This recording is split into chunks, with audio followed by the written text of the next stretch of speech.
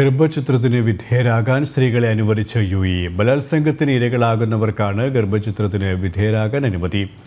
രാജ്യത്ത് സ്ഥിര താമസം തുടങ്ങി 1 വർഷമെങ്കിലും കഴിഞ്ഞവർക്കാണ് നിയമം ബാധകം.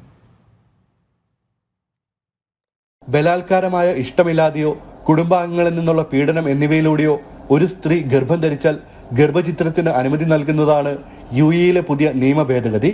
സ്ത്രീകളുടെ ആരോഗ്യ സുരക്ഷ ശക്തിപ്പെടുത്തുക എന്ന ലക്ഷ്യത്തോടെയാണ് സുപ്രധാന നിയമനിർമ്മാണം നടത്തിയത്.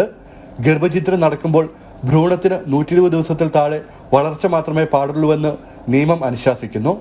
ഗർഭിണിയുടെ ജീവന് ഭീഷണി ഉണ്ടാക്കാതെയും ഏതെങ്കിലും തരത്തിലുള്ള മെഡിക്കൽ സങ്കീർണതകൾ ഇല്ലാതെയുമായിരിക്കണം ഗർഭചിത്രം നടത്താൻ. കുറഞ്ഞത് 1 വർഷമെങ്കിലും UAEയിൽ താമസിച്ചവർക്ക് മാത്രമേ നിയമം ബാധകമാകുകയുള്ളൂ. ബലാത്സംഗത്തിനോ ഇത്തരമൊരു ബന്ധത്തിനോ ഇടയായ വിവരം ബന്ധപ്പെട്ട അധികാരികളെ അറിയിക്കുകയാണ് ആദ്യം വേണ്ടത്. ഇത് പബ്ലിക് പ്രോസിക്യൂഷൻ അന്വേഷിച്ച് റിപ്പോർട്ട് നൽകും. തുടർന്നാണ് ഗർഭചിത്രത്തിന് അനുമതി ലഭിക്കുക.